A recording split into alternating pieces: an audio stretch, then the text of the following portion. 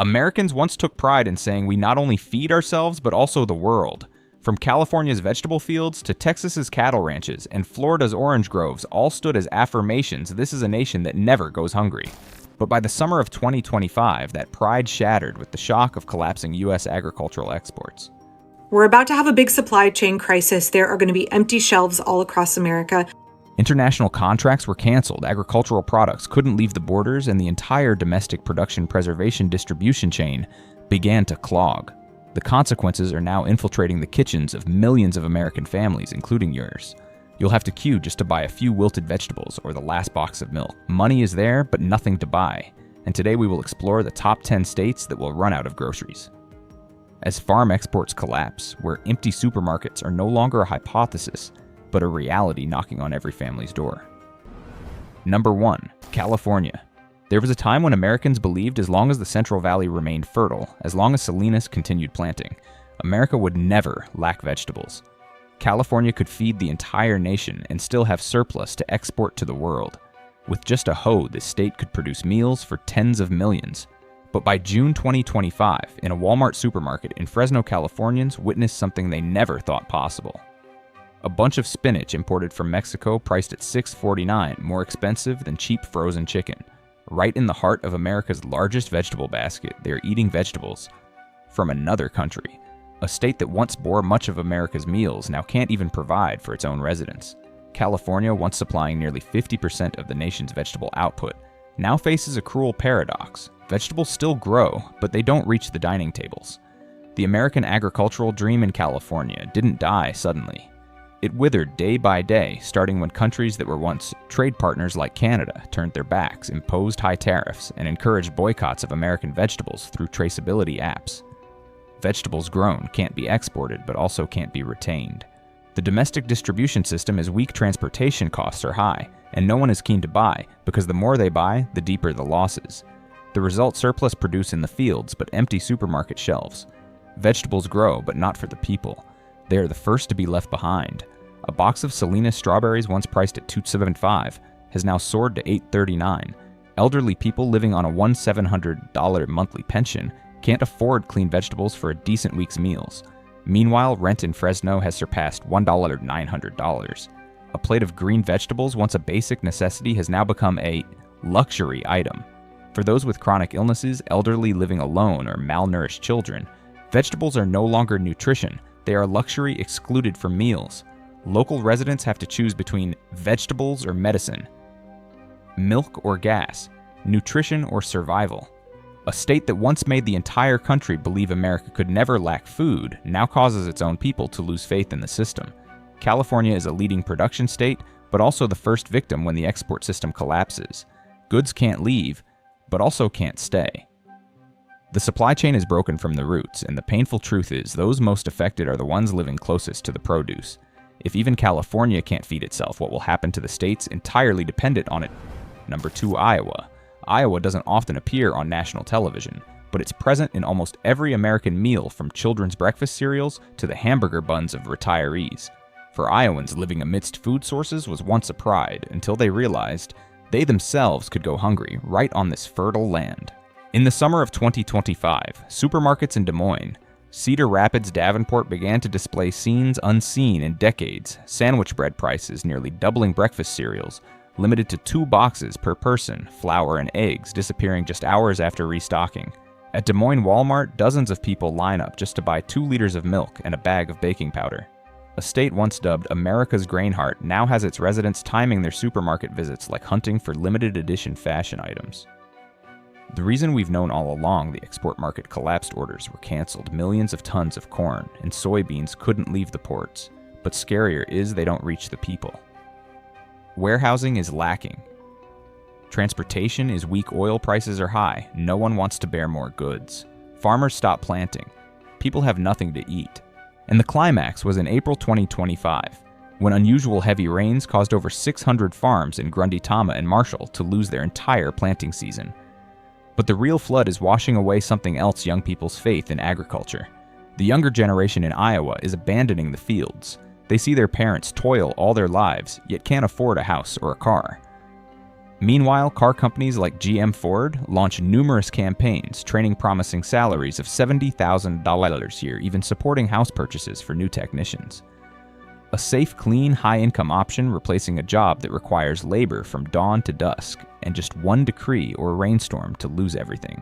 Iowa once had the highest farm ownership rate in the country, but in just 18 months over 500 family farms have disappeared, and those remaining most are over 65 years old.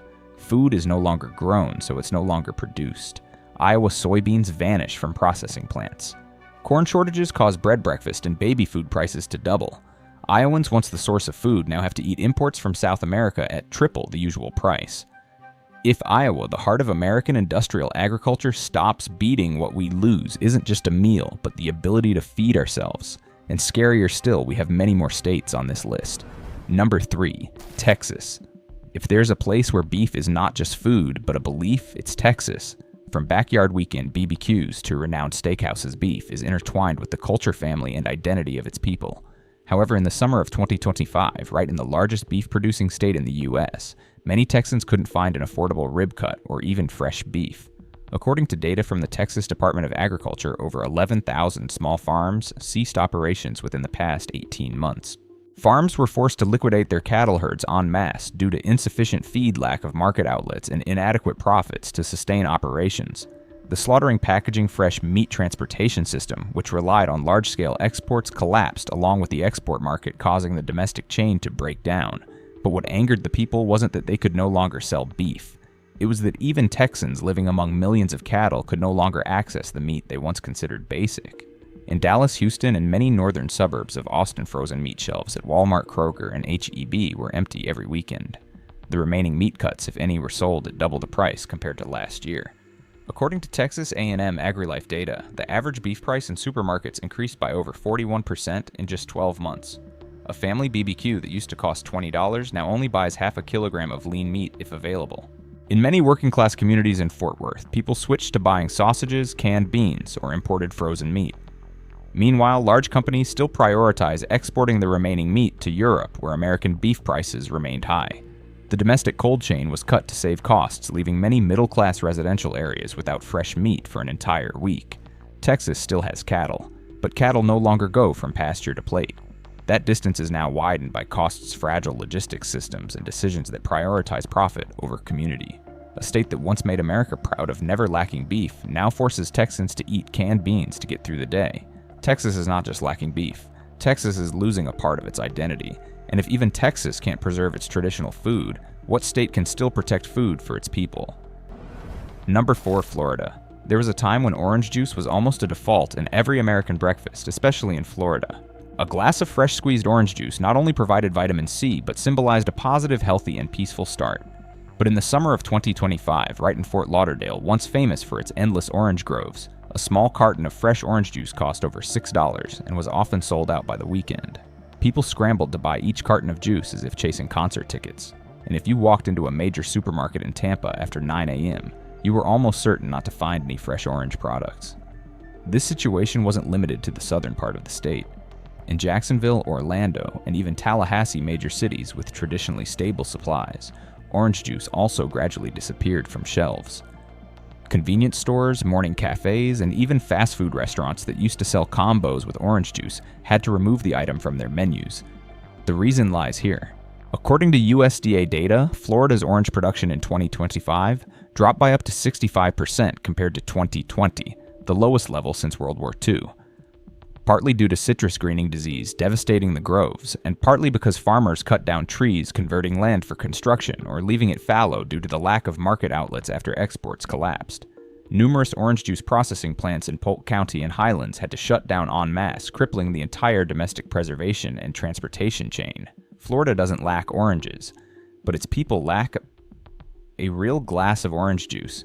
In Miami, many major retail chains like Publix, Whole Foods, and Walmart had to import boxed orange juice from Mexico, Honduras, or even Argentina. The cold-pressed, made-in-Florida orange juice was now only available at upscale stores priced between $6.29 and $8.50, according to a survey by the Florida Consumer Produce Association, FCPA. Meanwhile, powdered orange juice cost only $1. 99 and was widely supplied to schools and nursing homes.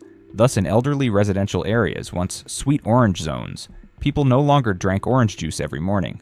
They drank powdered orange juice or plain water. And in many middle-class families that once considered orange juice the simplest way to start the day, they now had to cut back due to tight budgets. An office worker in Orlando shared that she had switched to drinking water mixed with synthetic vitamin C. At tourist hotels in Miami Beach, breakfast buffets also replaced fresh orange juice with industrial boxed versions, and guests began to complain. Florida hasn't just lost orange juice, it has lost habits, lifestyles, and something very unique that once defined this place. Number 5. Nevada. Las Vegas. The city that never sleeps, where lights never go out, where buffet menus were once longer than electricity bills. But by the summer of 2025, just stepping into a Walmart in North Las Vegas, one could witness a reality few had ever imagined: empty green vegetable shelves, fresh milk gone, no more chicken. People stood silently before the empty spaces on the counters, not because they ran out of money, but because there was nothing left to buy. Nevada has long been a state almost entirely dependent on imported food.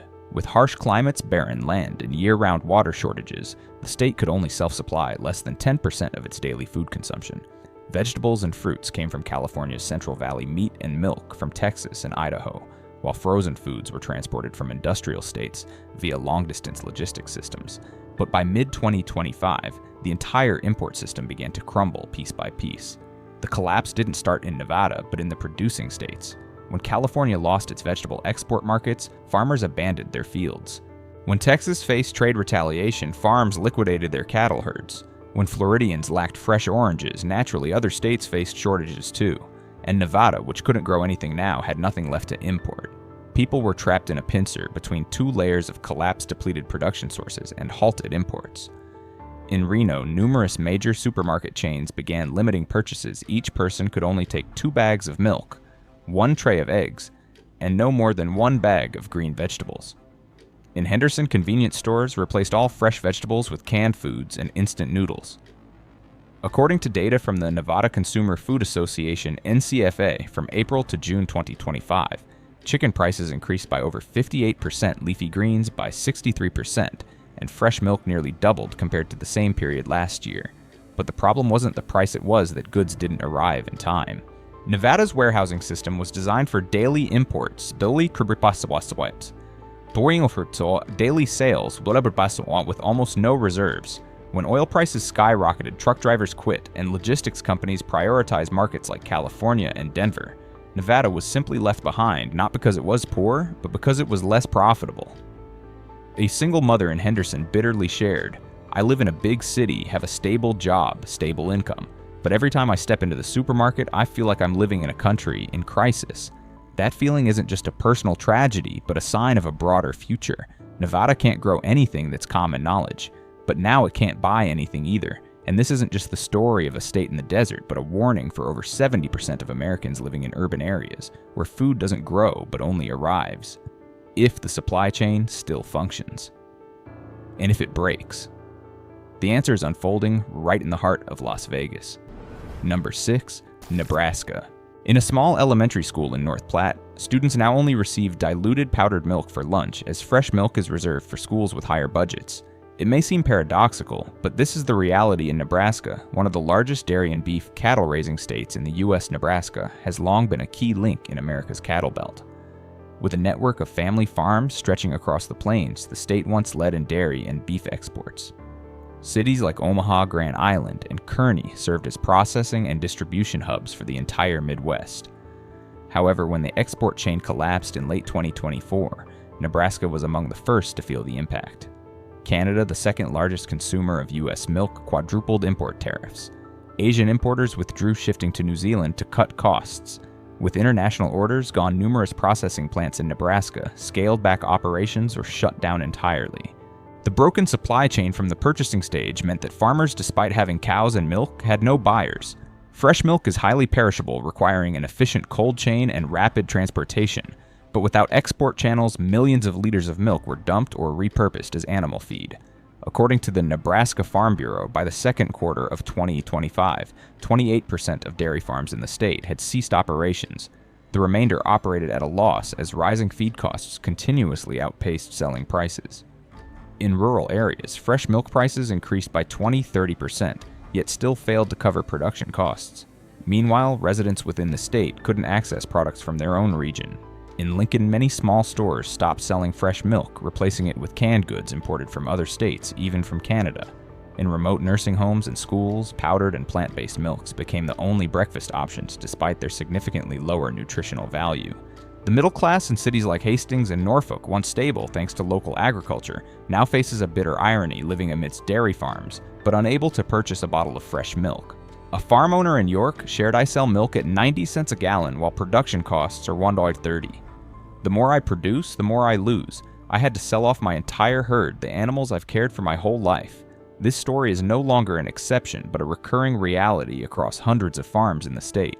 Nebraska doesn't lack cows or farmers, but the production and distribution chain, which once made this state the heart of the Midwest's food supply, is collapsing. The result isn't a milk shortage due to crop failure, but a loss of the ability to retain the fruits of one's own labor. If Nebraska, the nation's fresh milk hub, must resort to powdered milk, how many other states will have to learn to live with scarcity? Number 7. Arizona. In May 2025, the Arizona desert enters summer. Outdoor temperatures reach 41 degrees Celsius, no surprise. But something unusual is causing both Phoenix and Tucson to exclaim, "Major supermarkets are beginning to empty," not due to a lack of transporters, not because of storms or floods, but because no one is farming vegetables anymore. Arizona was once dubbed America's vegetable garden. When northern states froze over Yuma, remained lush with kale, lettuce, broccoli, and a variety of leafy greens. Over 60% of the U.S.'s winter vegetables were grown in this desert land, not only supplying domestic markets, but also regions like Texas, California, and even Canada. However, by summer 2025, fields once filled with fresh produce are now just dust weeds and fallow land. It all began when trade regulations changed and export costs soared. The Canadian market, which consumed most of Arizona's winter vegetables, started sourcing from other suppliers. Within less than a quarter, many farms in Yuma and Maricopa lost up to 80% of their export orders, their main lifeline, during the dry season. With rising costs for water labor and fertilizers, there was no longer a compelling reason to plant, if only targeting the domestic market. Simultaneously, Arizona's water crisis peaked. According to the Federal Water Allocation Committee, since early 2025, irrigation water allocated for agriculture in the state has been reduced to just 33% of 2020 levels. Authorities prioritized urban residents in Phoenix high-tech industrial zones and key tourist areas. Agriculture, especially leafy greens, faced water cuts in many counties. With no planting at the year's start, there's nothing to harvest mid-year, and by summer, residents enter supermarkets, only to find no fresh produce. In Phoenix, major supermarket chains are forced to import lettuce from Mexico at triple the price compared to the previous year. Vegetables once common in American meals have become scarce, available only in upscale neighborhoods. In working-class areas, retirement communities, or suburban fringes, fresh produce sections are simply eliminated. In Tucson neighborhood farmers markets have ceased weekly operations due to a lack of vegetables to sell. Restaurants have removed salads from menus, switching to frozen or canned vegetables, or omitting greens altogether as if they were a luxury side dish. The noteworthy point is there's still land, still farmers, still sunlight for cultivation, but no water, no market, and no one willing to invest in a system where agriculture is no longer prioritized. When the export chain collapses, people don't just lose contracts. They lose the belief that their cultivation feeds someone. Arizona once amazed the nation by turning desert into a vegetable garden. But by summer 2025, the desert has reverted to its original form because the system chose to sacrifice crops to preserve more profitable sectors. Number 8. Michigan. Since early June, farmers markets around Grand Rapids have witnessed a strange phenomenon. Local cherry stalls have suddenly disappeared.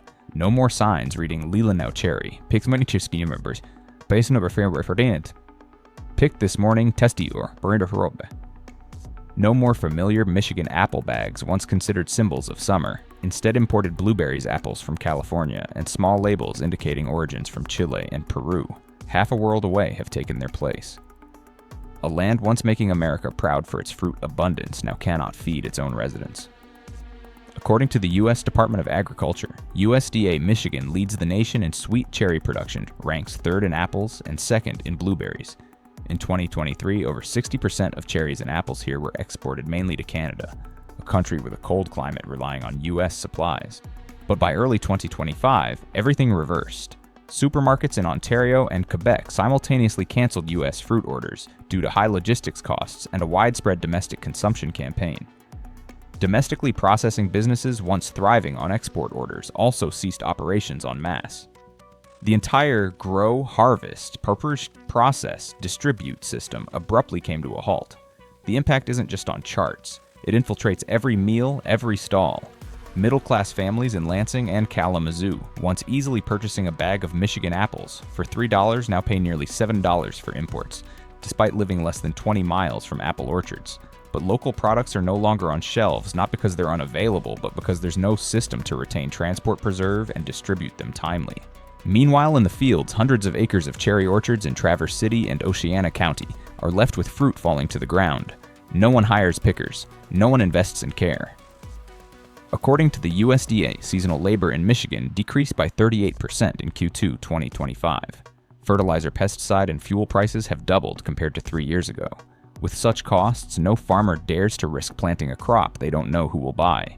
A longtime orchard owner in Berrien shared, "We used to support 3 generations with fruit trees, but this year no one asks to buy, and I can't ask anyone to stay and help me pick. The dream of eating sweet fruit on the very land we live on is falling day by day."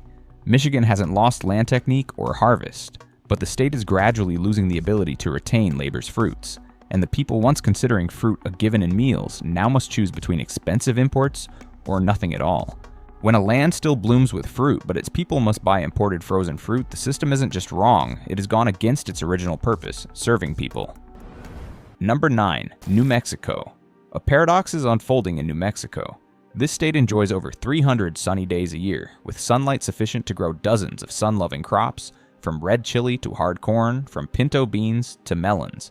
But by summer 2025, that very sun only shines down on empty fields where farmers once cultivated with soul and national pride.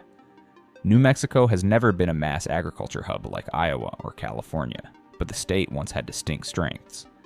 Dry, high-quality crops, less dependent on irrigation and rich in identity.